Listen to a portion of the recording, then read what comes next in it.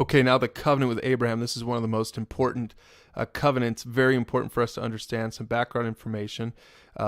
In Genesis 11, 10, 11, before Genesis 12, when we meet Abraham, the Babylonians tried to build a tower for their name. The authors say God's response to the efforts of Babylon seeking to make its name great was the calling of Abram to be a man with a new name who would become the father of a new nation that God would make great by his grace.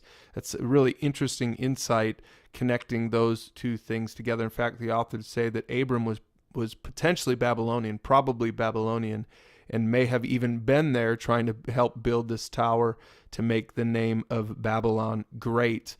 And God's whole point in this context is he chooses Abram. And the whole point is God is showing that our hope cannot rest in the efforts of sinners to save and bless themselves, but rather our only hope is to be found in entering into covenant relationship with God by faith. That's what covenant is all about. Now, Abraham's faith is a key concept in the entire Bible. We see it in the all through the Old Testament and in the New Testament as well. And the authors write, Genesis 15:6 tells us that Abraham dared to believe God's unlikely promise of a son in his old age, and this is the kind of total trust that receives the promise of God. It becomes a verse that is central to the New Testament doctrine of faith in general, and Paul's doctrine of justification by faith in particular. So let's go over those covenant details. The internal sign of the covenant is, again, faith. Abraham believed God. When God said that he was going to make Abraham great and into a great nation, Abraham believed God even against all odds. And then the external sign of the covenant is circumcision.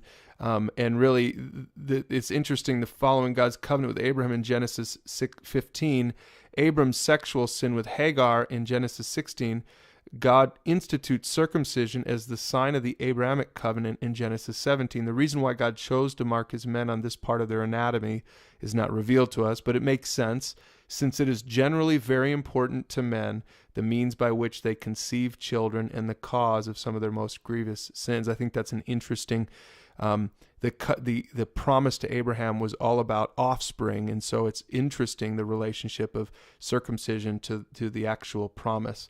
Now, here's the promise. So it was kind of a three-part promise. He told Abraham that he would have offspring, with children and many children, that he would have land, and then he said that a future blessing would be on all nations through his seed. And of course, we read more and more about this in Paul's writings in the New Testament. So why don't you hit pause here, talk a little bit about Abraham, and then we'll get to Moses in the next video.